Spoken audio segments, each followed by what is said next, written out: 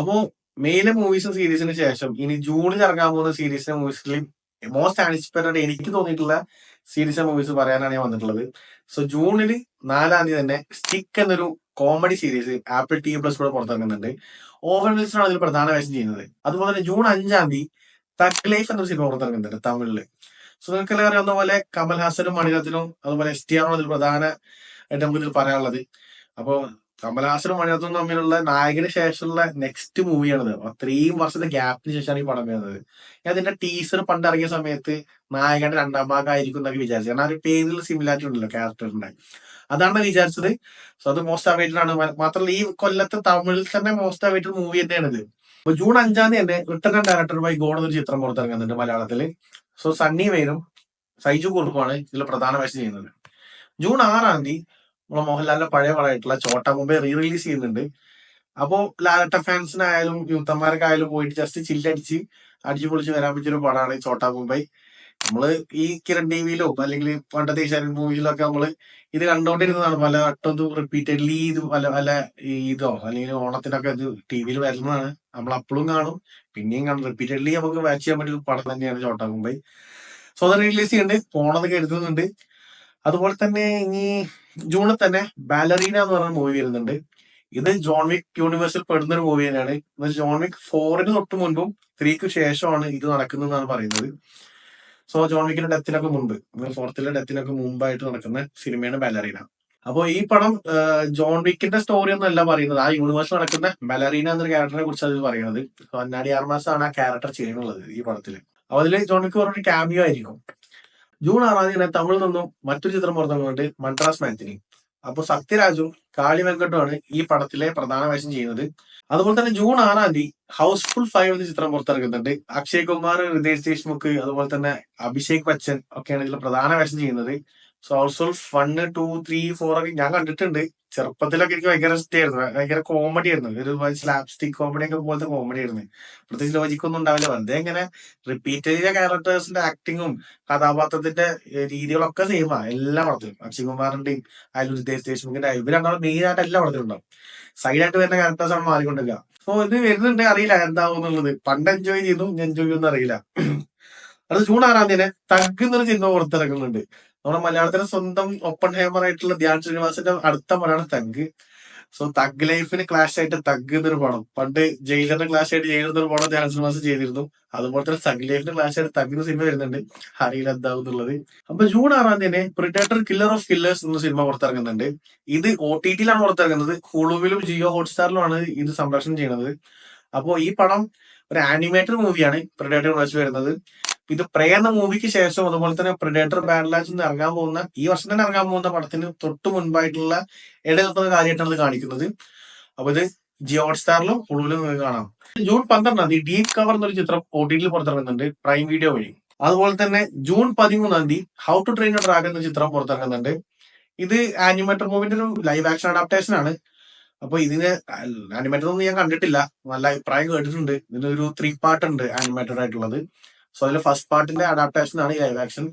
ഇതിലെ പ്രത്യേകത എന്ന് വെച്ചാൽ ആ ഡയറക്ടർ തന്നെയാണ് ഇതും ഡയറക്ട് ചെയ്തിട്ടുള്ളത്. ഇതിലൊരു ക്രിയേറ്റർ ആയിട്ടുള്ളത് പുള്ളിക്കാരൻ തന്നെയാണ്. സോ നന്നാവുമെന്ന് പ്രതീക്ഷിക്കാം. ഞാൻ കണ്ടിട്ടില്ല കേട്ടോ, ഇത് വളരെ ഹൈപ്പുള്ള ഒരു സാധനമാണ്, വളരെ മസ്റ്റ് വാച്ച് എന്ന് പറയുന്ന സാധനമാണ്. ഞാൻ ഇതുവരെ കണ്ടിട്ടില്ല. അതുപോലെ തന്നെ ജൂൺ 13-ാം തീയതി മെറ്റീരിയലിസ്റ്റ് എന്ന് പറഞ്ഞ ചിത്രം പുറത്തിറങ്ങുന്നുണ്ട്. ക്രിസ് എവാൻസും പെഡ്രോ പാസ്കലും ഡക്കോട്ട ജോൺസും ആണ് ഇതിൽ മെയിൻ റോൾ ചെയ്യുന്നത്. അതുപോലെ തന്നെ ജൂൺ 13-ാം തീയതി ദ ഫിനീഷ്യൻ സ്കീം എന്ന ചിത്രം പുറത്തിറങ്ങുന്നുണ്ട്.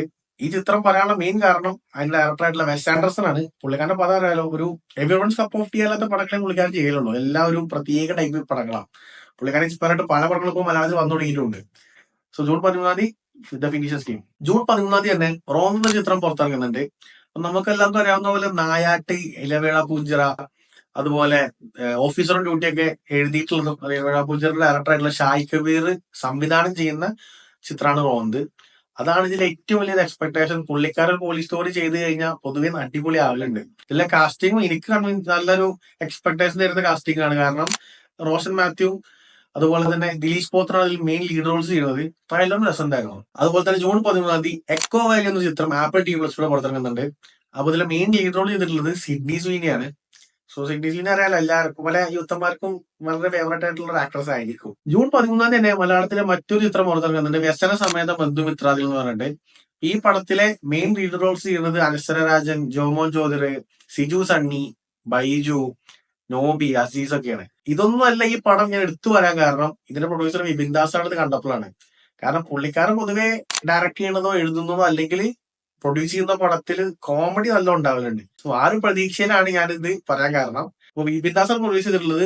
ഡയറക്ടർ പുതിയ ഒരാളാ തോന്നുന്നു. മേ ബി വിപിൻ ദാസിന്റെ ടീമിലൊക്കെ ഉള്ളപ്പെട്ട ഒരാളായിരിക്കാം. ജൂൺ 20 കുബേര എന്ന സിനിമ പുറത്തിറങ്ങുന്നുണ്ട്. ഇത് തെലുങ്കിലും തമിഴിലും എങ്കിലും ഒരേ സമയത്ത് ഷൂട്ട് ചെയ്തിട്ടുള്ള സിനിമയാണ്. ധനുഷും നാഗാർജുനൊക്കെയാണ് ഇതിൽ പ്രധാനമായിട്ട് ചെയ്യുന്നത്. ജൂൺ 20 തന്നെ 28 years later ഒരു ചിത്രം പുറത്തിറങ്ങുന്നുണ്ട്. ഇതിന്റെ ട്രെയിലർ ഒരു സോംബി ബേസ്ഡ് സിനിമയാണിത്. ട്രെയിലർ അടിപൊളിയായിരുന്നു. ഞാൻ ഈ പടത്തിനെ കുറിച്ച് ഒന്നും കേട്ടിട്ടില്ല. കാരണം പണ്ട് ഇതിന്റെ ഒരു പ്രീക്വലൊക്കെ ഉണ്ട് ഇതിന്. ഒരു 28 days later, 28 weeks later. പക്കാ കണക്റ്റഡ് പ്രീക്വലാണെന്ന് അറിയില്ല. ഞാൻ എപ്പോഴും അത് കണ്ടിട്ടില്ല. പക്ഷെ ട്രെയിലർ വളരെ കിടിലനായിരുന്നു. ഒരു വേറൊരു സോംബി അപ്രോച്ച് പോലെ തോന്നി. ഞാൻ ഇങ്ങനെ പടം മുൻപ് ഉണ്ടായിരുന്നു എന്ന് അറിയാത്തതില് ഒരു ഗിൽട്ട് ഫീൽ വരുമെന്ന്. കാരണം ഇത് കാണാൻ പറ്റിയില്ലല്ലോ ഇതിന് മുമ്പത്ത്. നീ കണ്ടു നോക്കണം. കണ്ടിട്ട് ഈ പടത്തിന് പോകണം നല്ല ആഗ്രഹമുണ്ട്. കാരണം അത്രയും പ്രോമിസിംഗ് ആയിരുന്നു അതിന്റെ ഒരു ട്രെയിലർ. ജൂൺ 20 തന്നെ ഡിസ്നി പിക്ചർ മൂവി ആയിട്ടുള്ള എലിയോ എന്നൊരു സിനിമ പുറത്തിറങ്ങുന്നുണ്ട്.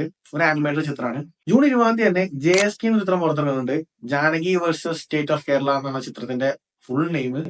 അപ്പൊ ഇതിൽ സുരേഷ് ഗോപി, അനുപമ പരമേശ്വരനൊക്കെയാണ് ലീഡ് റോൾ ചെയ്യുന്നത്. ഒരു കോർട്ട് റൂം ഡ്രാമ ആയിട്ടാണ് അതിന്റെ പോസ്റ്റർ കണ്ടപ്പോൾ ഫീൽ ചെയ്തത്. അപ്പൊ ജൂൺ 20 തന്നെ സിത്താരെ സമീൻ പർ എന്നൊരു ചിത്രം പുറത്തിറങ്ങുന്നുണ്ട്. അപ്പൊ താരെ സമീൻ പറിന്റെ പേര് മാറ്റി സിത്താരെ സമീൻ പർ എന്നൊരു പേരാണ് കൊണ്ടുവന്നുള്ളത്. അപ്പൊ അതിന്റെ ഒരു രണ്ടാം ഭാഗം എന്ന് വേണമെങ്കിൽ പറയാം. ഈ ആ ക്യാരക്ടർ എങ്ങനെ ഇതിൽ വരുന്നത് അറിയില്ല കേട്ടോ, ഇസ്ലാമിൽ ഖാൻ ക്യാരക്ടർ. അപ്പൊ രണ്ടാം ഭാഗം എന്ന് പറയുമ്പോൾ അതിന്റെ കണ്ടിന്യൂഷൻ അല്ല, ക്യാരക്ടർ അതിലേക്ക് എടുത്തിട്ട് വേറെ പടത്തിൽ വെച്ച പോലെയാണ്. കാരണം ഇതൊരു സ്പാനിഷ് മൂവി, ചാമ്പ്യൻ എന്ന സ്പാനിഷ് മൂവിന്റെ ഒരു റീമേക്ക് ആണ്. ഹിന്ദി പൊതുവേ ഇപ്പൊ റീമേക്കുമേ കൂടിയിട്ടുള്ളത്. വേറെ ഒരു സ്വന്തമായിട്ട് ക്രിയേഷൻ ചെയ്യാനുള്ള കഴിവില്ലാന്ന് വെക്കാ തോന്നുന്നത്. അമീർ ഖാനാണ് ഇതിൽ ലീഡ് റോൾ ചെയ്യുന്നത്. കണ്ടു നോക്കാം എന്താവും എന്നുള്ളത്. ജൂൺ 24 അയൺഹാർട്ട് എന്ന പുതിയ മാർവൽ സീരീസ് ജിയോ ഹോട്ട്സ്റ്റാർ വഴി പുറത്തിറങ്ങുന്നുണ്ട്. അപ്പൊ മാർവലിന്റെ ലൈനപ്സിൽ എനിക്ക് ലോവസ്റ്റ് എക്സ്പെക്ടേഷൻ ഉള്ള സീരീസ് ആണ് അയൺഹാർട്ട്. വേറെ ഒന്നല്ല, ഈ ക്യാരക്ടർ ബ്ലാക്ക് പാന്തർ വന്നപ്പോൾ പോലും എനിക്ക് തീരെ ഇഷ്ടപ്പെട്ടില്ല. കോസ്റ്റ്യൂം ആയാലും പെർഫോമൻസ് ആയാലും എനിക്ക് ഇഷ്ടപ്പെട്ടിട്ടായിരുന്നില്ല.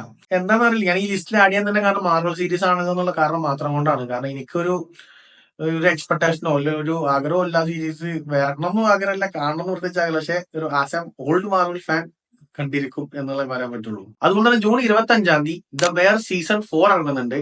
ഇത് ഹുളു വഴിയും അതുപോലെ ജിയോ ഹോട്ട്സ്റ്റാറിലൊക്കെ അവൈലബിൾ ആയിരിക്കും. ഈ സീരീസ് ഞാൻ പറയാൻ കാരണം ഇത് വളരെ ഫേമസ് ആണ്, നല്ല റേറ്റിംഗ്സ് ഉള്ളതും അതുപോലെ അത്യാവശ്യം നല്ല റിവ്യൂവേഴ്സിന് നല്ല അഭിപ്രായമുള്ള സീരീസുമാണ് ഇത്. ഞാനത് കണ്ടിട്ടില്ല, അതുകൊണ്ട് എനിക്ക് ഇതിനെ കുറിച്ച് അഭിപ്രായം പറയാറില്ല. പക്ഷെ അത്യാവശ്യം ഹൈപ്പുള്ള ഒരു സീരീസ് ആണ്. ഒരു കിച്ചൺ ബേസ്ഡ്, ഒരു ഹോട്ടലിലെ കിച്ചണും റെസ്റ്റോറന്റിലും നടക്കുന്ന കാര്യങ്ങളുമായിട്ടാണ് ഇതിൽ പറയുന്നത്. സോ ഞാൻ അത് കണ്ടിട്ടില്ല. സോ നിങ്ങൾ കാണുന്നവരുണ്ടെങ്കിൽ ജൂൺ 25 ഇത് ഇറങ്ങുന്നുണ്ട്. ജൂൺ 25 തന്നെ സ്ക്വിഡ് ഗെയിം സീസൺ 3 പുറത്തിറങ്ങുന്നുണ്ട് നെറ്റ്ഫ്ലിക്സ് വഴി. അപ്പോ ഈ ഒരു സീരീസിന്റെ ഫൈനൽ പാർട്ടാണിത്. ഇവര് വലുതായിട്ട് ഇത് വലിച്ചുകൊണ്ടാവാൻ നീട്ടിക്കൊണ്ടാണോ നോക്കിയിട്ടില്ല. ഇപ്പൊ സ്ട്രേഞ്ചർ തിങ്സ് ഒക്കെ അനൗൺസ് ചെയ്തല്ലോ, ഒരു 3 പാർട്ട് പോലെയൊക്കെ ചെയ്തിട്ടുള്ളത്. പക്ഷെ ഇതിന് അങ്ങനെ ഒന്നുമില്ല, ജസ്റ്റ് അവർ ഇറക്കുകയാണ്, ത്രോഡ് സാധനം ഇറക്കി വിടുന്നുള്ള പോലെയാണ് ഇപ്പൊ നിലവിൽ ന്യൂസ് വന്നിട്ടുള്ളത്. അപ്പൊ ഞാൻ വളരെ എക്സൈറ്റഡ് ആണ്. സീസൺ 2 ആ ഒരു മണ്ണിൽ തന്ന ഫീലും തന്നിട്ടുണ്ടായിരുന്നില്ല. ആ ഒരു ക്ലിഫ് ഹാങ്ങർ ഒന്നും ലാസ്റ്റ് കിട്ടിയ പോലെ ഫീൽ ചെയ്തില്ല. ആ ഒരു ഇമ്പാക്ട് ഫീൽ ചെയ്തിട്ടുണ്ടായിരുന്നില്ല. പക്ഷെ ഈ ഒരു സീസൺ 3 കിടക്കുമെന്നാണ് ഞാൻ എക്സ്പെക്ട് ചെയ്യണത്. സോ കണ്ടു നോക്കാം ജൂൺ 25 എന്തായാലും. ജൂൺ 25 തന്നെ ആപ്പിൾ TV+ലൂടെ സ്മോക്ക് എന്നൊരു സീരീസ് പുറത്തു വരുന്നുണ്ട്. ജൂൺ 27 F1 എന്ന ചിത്രം പുറത്തിറങ്ങുന്നുണ്ട്. ഇതിന്റെ മെയിൻ ഫാക്ടർ എന്ന് വെച്ചാൽ ഇത് ബ്രാഡ് പിറ്റ് ആണ് ഇത് ലീഡ് ആക്ടർ ചെയ്യുന്നത്. അതുപോലെ തന്നെ ഡയറക്ടർ ജോസഫ് കോയിൻസ്കി ആണ്. കോയിൻസ്കി ഈ പറഞ്ഞ പോലെ ടോപ്പ് ഗൺ മാവറിക് എടുത്തിട്ടുള്ള ഡയറക്ടറാണ്. സോ ആ പടം കണ്ടവർക്കും അറിയാം ഇത് എന്താണ് ഈ ഡയറക്ടർ ലെവൽ എന്നുള്ളതും എന്താണ് പുള്ളിക്കാരന്റെ കഴിവ് എന്നുള്ളതും. അതുപോലെ ഈ പടത്തിന്റെ മ്യൂസിക് ഡയറക്ടറുടെ പേര് ഹാൻസ് സിമ്മർ. സോ ഞാൻ വളരെ എക്സൈറ്റഡ് ആണ് ഈ ഒരു കാസ്റ്റ് ലിസ്റ്റും അതിന്റെ ക്രൂ ലിസ്റ്റും കേട്ടിട്ട്. ജൂൺ 27 തന്നെ മെഗൻ 2.0 എന്ന ചിത്രം പുറത്തിറങ്ങുന്നുണ്ട്. ഒരു ഹൊറർ സ്കൈഫൈ സിനിമയാണെന്നാണ് അതിന്റെ ജേണൽ വായിച്ചപ്പോൾ കണ്ടത്. ജൂൺ 27 തന്നെ കണ്ണപ്പ എന്നൊരു പടം പുറത്തിറങ്ങുന്നുണ്ട്. ഒരു തെലുങ്ക് ചിത്രമാണ്. ഇതിൽ നമ്മുടെ മോഹൻലാലും അതുപോലെ പ്രഭാസ്, അക്ഷയ് കുമാറൊക്കെയാണ് ഇതിൽ അഭിനയിക്കുന്നത്. ഇത് ട്രെയിലർ കണ്ട കുഴപ്പം തോന്നിയിട്ടൊന്നുമില്ല. ഇത് കണ്ടറിയത് എന്താണ് ഇതിൽ സംഭവം നടക്കുന്നത് എന്നുള്ളത്. വളരെ ഹൈപ്പുള്ള ഒരു സിനിമയാണ്. എന്നാൽ മോഹൻലാൽ ഫാൻസിന് പലർക്കും ഈ പടം വരണ്ടാന്നോ, ആ ആർട്ടിസ്റ്റ് ഇപ്പൊ കളഞ്ഞു പോയ കേസൊക്കെ വന്ന സമയത്ത് നന്നായി എന്നുള്ളതൊക്കെ പറച്ചിലുണ്ടായിരുന്നു ആ ഒരു കോസ്റ്റ്യൂമും കണ്ടിട്ട്. അപ്പൊ നമുക്ക് നോക്കാം പടം എന്താവും എന്നുള്ളത്. ജൂൺ 27 തന്നെ നമ്മുടെ കജോളിന്റെ ഒരു ഹൊറർ ചിത്രം വരുന്നുണ്ട്, മാ എന്ന പേരിൽ. അപ്പോ ഇതൊക്കെയാണ് ഈ മാസം എനിക്ക് ആന്റിസിപ്പേഷൻ ഉള്ള സിനിമകൾ. അപ്പോ നിങ്ങള് ഞാൻ വിട്ടുപോയിട്ടുള്ള വല്ല പടം ഉണ്ടെങ്കിൽ ഒരു സീരീസ് ഉണ്ടെങ്കിൽ താഴെ കമന്റ് ബോക്സിൽ അറിയിക്കുക. ഈ ഒരു ഡേറ്റ് വരെയുള്ള മാക്സിമം റിസോഴ്സ് വെച്ച് ഞാൻ കളക്ട് ചെയ്തിട്ടുള്ളത്. സോ എനി മിസ് അറിയിക്കാം. സോ നെക്സ്റ്റ് മന്തിൽ ഇതേപോലെ മോസ്റ്റ് ആന്റിസിപ്പേറ്റഡ് വീഡിയോ ആയിട്ട് കാണാം. Good bye.